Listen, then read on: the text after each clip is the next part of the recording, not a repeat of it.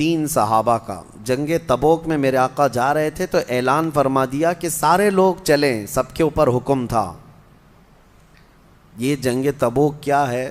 تقریباً مدینہ طیبہ سے 900 کلومیٹر دور ہے، اور ایسے حالات میں یہ جہاد کا اعلان تھا جب سخت گرمی کا موسم تھا، سفر لمبا، مسلمانوں کے پاس اس وقت مال کی کمی بہت تھی، اس کو جیش العسرہ بھی کہتے ہیں، تنگی والی جنگ، تنگ دستی والی جنگ۔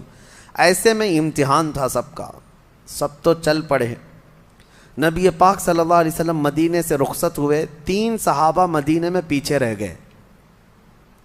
وہ تینوں صحابہ میں سے ایک حضرت کعب بن مالک، ایک حضرت مرارہ، ایک حضرت ہلال، یہ مخلص مومنین ہیں، صحابہ ہیں، منافقین کی بات نہیں کر رہا ہوں، سچے صحابی رسول ہیں، لیکن پیچھے رہ گئے، فوج میں شامل نہیں ہو سکے۔ حضور پاک صلی اللہ علیہ وسلم کے ساتھ جانا تھا لیکن جا نہ سکے، سب جوان تھے، سب طاقت والے تھے، سب کے پاس حیثیت تھی، کیوں نہیں گئے؟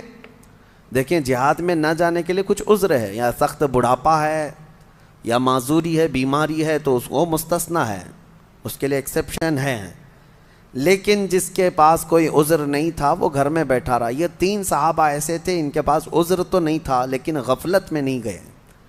کس طرح کی غفلت؟ یہ سوچتے ہوئے کہ ابھی مدینے میں ہی ہے، صحابہ حضور کے ساتھ جا رہے ہیں، اٹھ کر کے شامل ہو جائیں گے، جیسے پیچھے کھڑے رہتے ہیں نا، ابھی امام صاحب تو قرات کر رہے ہیں، رکوع میں جانے کے وقت شامل ہو جائیں گے۔ لیکن ہوا یہ کہ تھوڑی دیر کے بعد اور سستی آئی، اور سستی آئی، پھر مدینے سے بھی حضور نکل گئے، صحابہ بھی چلے گئے، یہ سوچتے رہ گئے کہ ابھی باہر ہی تو گئے ہیں، نکل کر کے شامل ہو جائیں گے، مدینے سے باہر کتنی دور ہے، دوڑ کر کے شامل ہو جائیں گے۔ پھر سو گئے اور قافلہ چل پڑا۔ یہ ہمارے ساتھ بھی ہو سکتا ہے اور ہوتا بھی ہے، اور ہم بہت ساری بڑی بڑی چیزیں کھو جاتے ہیں، نمازیں کھو جاتے ہیں، بہت ساری چیزیں ایسی غفلت کی وجہ سے ہوتی ہیں۔ بہرحال وہ صحابہ اکرام تھے، رہ گئے، اور نبی پاک صلی اللہ علیہ وسلم کا قافلہ اتنا دور چلا گیا کہ یہ دوڑ کے بھی نہیں پکڑ سکے، مدینے میں ہی رہ گئے۔ جنگ تبوک حضور صلی اللہ علیہ وسلم تشریف لے گئے۔ وہ اللہ کے نبی کی نظر ہے، ہر صحابی کو جانتے تھے۔ آج جو سلام بھیجتا ہے امتی، میرے آقا فرماتے ہیں، اس کو میں اس کے باپ کے نام سے پہچانتا ہوں۔ تو جو اس زمانے میں صحابہ تھے، کیا حضور ان کو نہیں جانتے تھے کہ کون حاضر ہے کون غائب ہے؟ جنگ میں حاضر ہونے کے بعد حضور نے پوچھا، کعب بن مالک کہاں ہے؟ مرارہ بن ربیع کہاں ہے؟ ہلال بن امیہ کہاں ہے؟ صحابہ نے کہا، یا رسول اللہ صلی اللہ علیہ وسلم، شروع سفر سے وہ ہمارے ساتھ شامل نہیں ہوئے، وہ آئے نہیں۔ کہا وجہ کوئی؟ کہا کسی کو خبر نہیں۔ خیر جنگ ہوئی، واپس تشریف لائے میرے آقا مدینہ طیبہ۔ لمبا سفر ہوتا تھا، 900 کلومیٹر معمولی نہیں ہے، اس وقت پیدل سفر ہوتے، گھوڑوں پر اور اونٹوں پر۔ جنگ کے بعد جب واپس تشریف لائے میرے آقا صلی اللہ علیہ وسلم مدینے میں، آتے ہی ان تینوں کو بلوایا۔ کہاں ہیں یہ تینوں؟ آپ لوگ دین کے کاموں کو ہلکے میں لیتے ہو، اور آپ کو لگتا ہے کہ ناموس رسالت کے لیے کھڑا ہونا یہ صرف کسی مولوی کا کام ہے، یا کسی مفتی کا کام ہے، کسی مبلغ کا کام ہے۔ یعنی ہر ایک پر ذمہ داری ہے۔ 3 نہ جاتے تو کیا فرق پڑتا؟ ہزاروں صحابہ تو چلے گئے تھے اور جنگ بھی فتح یاب، لیکن واپس آنے کے بعد میرے آقا صلی اللہ علیہ وسلم نے سرزنش فرمائی، بلوایا، تینوں آئے۔ یہ پوری حدیث بخاری شریف میں اس کی روایت کرنے والے خود حضرت کعب بن مالک ہیں جو پیچھے رہ گئے تھے، وہ خود ہی اس حدیث کے راوی ہیں، انہوں نے خود اپنا واقعہ بیان کیا ہے کہ کیسے کیسے کیا کیا ہوا تھا۔ پھر نبی پاک صلی اللہ علیہ وسلم جب بلائے تو تینوں صحابہ کہتے ہیں، تینوں، حضور جب ہمیں طلب کیے تو سب سے پہلی چیز یہی پوچھنے والے تھے کہ کیوں نہیں آئے۔ وہ کہتے ہیں ہم نے سوچا کہ کچھ ہیلا کر لیتے، کچھ بہانہ کر لیتے، کسی بیماری کا یا کسی عذر کا۔ پھر وہ کہتے ہیں اس سے کیا بہانہ کریں جو دلوں کے حالات کو بھی جانتا۔ سچ سچ کہہ دیا، یا رسول اللہ صلی اللہ علیہ وسلم، غفلت کی وجہ سے نہیں آ سکے، سستی، ہم غفلت کی وجہ سے پیچھے رہ گئے۔ قرآن نے یہی اس میں بیان کیا ہے کہ منافقین پیچھے تو رہ جاتے ہیں، لیکن جب پوچھا جائے تو ہیلے بہانے کرتے ہیں، سچ نہیں بولتے. لیکن مخلص مومنین کا حال یہ ہے، قرآن کہتا ہے ان سے غفلت ہوئی تو بارگاہ مصطفیٰ میں آ کر یہ نہیں کہتے کہ بیوی پکار رہی تھی، بچہ بیمار تھا، ہمیں تکلیف تھی، نہیں، آ کر سیدھے کہہ گئے کہ یا رسول اللہ غفلت ہو گئی ہم سے، کاہلی سے. دوسرے صحابی سے پوچھا، انہوں نے بھی کہا یا رسول اللہ سوچتا رہا شامل ہو جاؤں، نہیں شامل ہو سکا، یہ میری غفلت ہے، میری خطا ہے. تیسرے صحابی نے بھی یہی کہا کہ غفلت ہے. پتا تھا ان کو کہ سزا ہو سکتی ہے. یاد رکھو سزا کے ڈر سے کبھی جھوٹ مت بولو. ایک جھوٹ کو چھپانے کے لیے کئی جھوٹ گڑنے پڑتے ہیں. پھر نبی پاک صلی اللہ تعالیٰ علیہ وسلم نے اعلان کیا فرمایا؟ دوسرے سارے صحابہ تھے مسجد نبوی میں، سب سے کہا اس وقت تک ان سے کوئی بات چیت مصافحہ سلام کلام نہیں کرے گا جب تک ان کے متعلق اللہ کا کوئی حکم نہیں آ جاتا. میں خود ان سے کوئی بات نہیں کروں گا. نبی پاک صلی اللہ علیہ وسلم نے فرمایا یہ بائیکاٹ، اس طرح کا بائیکاٹ کس بات پر تھا؟ سستی اور کاہلی کی وجہ سے نہ آنے پر.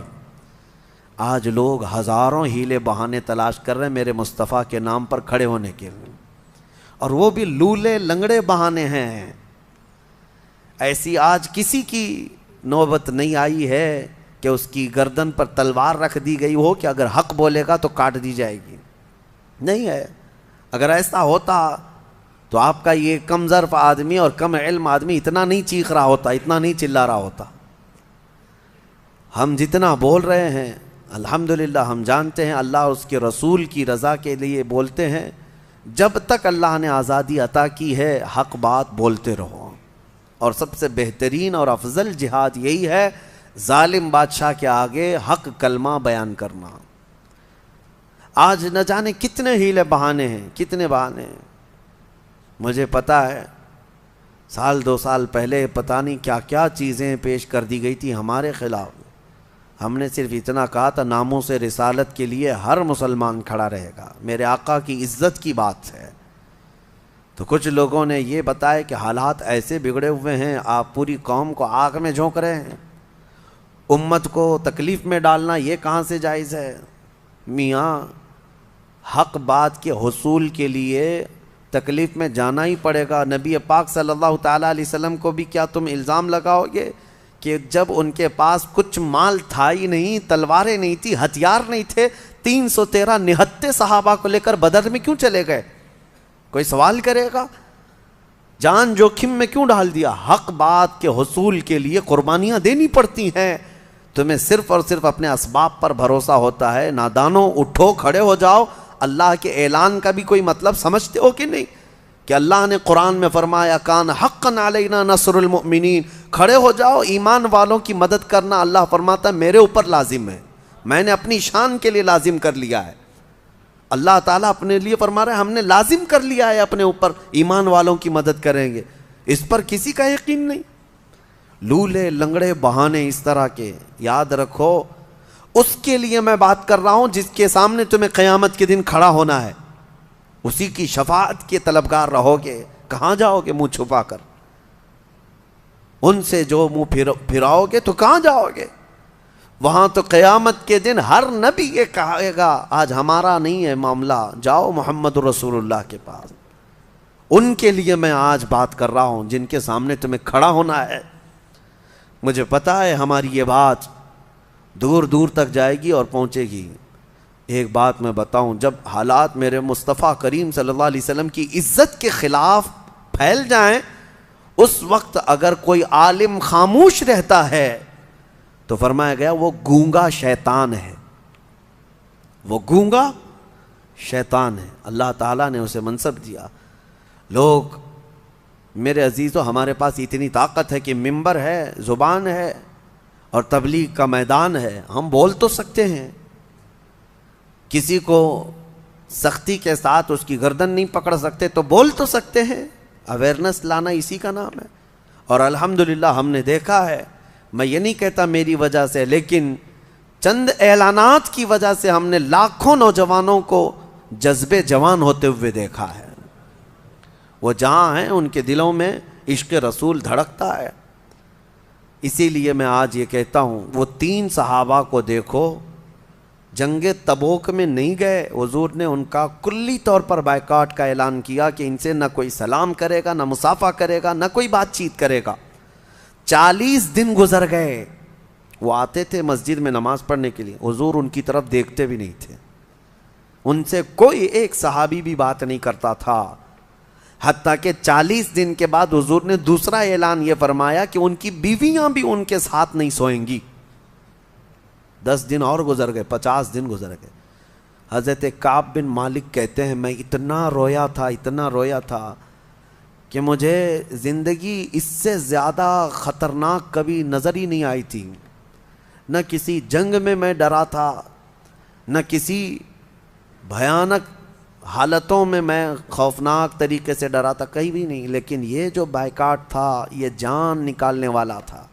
زمین تنگ ہو گئی تھی، ہماری بیویاں ہم سے نہیں بات کرتی تھیں، کیونکہ سب رسول اللہ کی صحبت یافتہ ہیں۔ ان کے لیے فرسٹ پرائیورٹی حضور اکرم صلی اللہ تعالیٰ علیہ وسلم کا حکم ہے۔ شوہر ہو اپنی جگہ پر، بھائی ہوگا اپنی جگہ پر، حضور کا حکم ہے نہیں بات کرنا ہے، سلام بھی نہیں۔ 50 دن گزر گئے، حضرت کعب کہتے ہیں رو رو کر کے میرے حلقے پڑ گئے تھے، اور اللہ کریم کی بارگاہ میں سچی توبہ کرتے رہے، مولا ہم نے دل میں کبھی تیرے نبی کو دھوکہ دینے کی کوشش نہیں کی، نہ ہی ہم نے کبھی اس طرح کی سوچا کہ حضور اکرم صلی اللہ علیہ وسلم سے پیچھے رہ جائیں گے، یہ ہماری سستی ہے، نفس کی کاہلی ہے، مولا تو معاف کر دے۔ ان صحابہ کے رونے پر مولا کریم رحمت والی آیت نازل فرمایا، اپنے حبیب صلی اللہ علیہ وسلم پر آیت نازل ہوئی، وَعَلَى الثَّلَاثَةِ الَّذِينَ خُلِّفُوا حَتَّى إِذَا ضَاقَتْ عَلَيْهِمُ الْأَرْضُ بِمَا رَحُبَتْ، اور وہ 3 لوگ جن پر زمین تنگ کر دی گئی تھی، اور ایسی تنگ ہو گئی تھی کہ ان کی سانس لینا ان کے لیے مشکل ہو گیا تھا، ثُمَّ تَابَ اللَّهُ عَلَيْهِمْ لِيَتُوبُوا، پھر جب وہ اللہ کی طرف لوٹ آئے تو اللہ بھی ان کی توبہ قبول کر لیا۔ ان اللہ هو التواب الرحیم، بے شک اللہ سب سے زیادہ توبہ قبول کرنے والا، رحم کرنے والا ہے۔ ان کی توبہ کا اعلان ہوا، حضور اکرم صلی اللہ علیہ وسلم نے فجر کی نماز پڑھائی، یہ آیت اسی وقت نازل ہوئی۔ حضور نے یہ آیت جیسے تلاوت کی، دوڑے دوڑے صحابہ گئے ان تینوں کو اعلان کرنے کے لیے۔ کعب بن مالک خوشخبری ہو، مرارہ بن ربی خوشخبری ہو، ہلال خوشخبری ہو، کہا کیا ہے؟ آیتیں اتر گئی ان کو۔ وہ کہتے ہیں ان کی کیفیت، حضرت کعب بن مالک کو کہتے ہیں میں جس حالت میں تھا سر پٹ دوڑتا ہوا مسجد میں آیا، دوڑتا ہوا مسجد نبوی میں آیا، اور پہلی مرتبہ میں نے حضور کو میری طرف دیکھ کر مسکراتے ہوئے دیکھا۔ اور حضرت کعب بن مالک کہتے ہیں میرے لیے زندگی میں اس سے بڑی عید کبھی آئی نہیں، اس سے بڑی خوشی کبھی آئی نہیں۔ جتنی خوشیاں زندگی میں آئی تھی سب ایک طرف، لیکن جس دن ہماری توبہ کی قبولیت کی آیت اتری اور میرے نبی کو مسکراتے دیکھا، صحابہ کہتے ہیں اس سے بڑی خوشی میری زندگی میں کبھی نہیں آئی۔ نبی پاک صلی اللہ تعالیٰ علیہ وسلم، اسی لیے کہا گیا ہے جس کی تسکی سے روتے ہوئے ہنس پڑے، اعلیٰ حضرت نے فرمایا ہے جس کی تسکی سے روتے ہوئے ہنس پڑے، اس تبسم کی عادت پہ لاکھوں سلام۔ وہ دلوں کا قرار ہے، وہ دلوں کا سکون ہے۔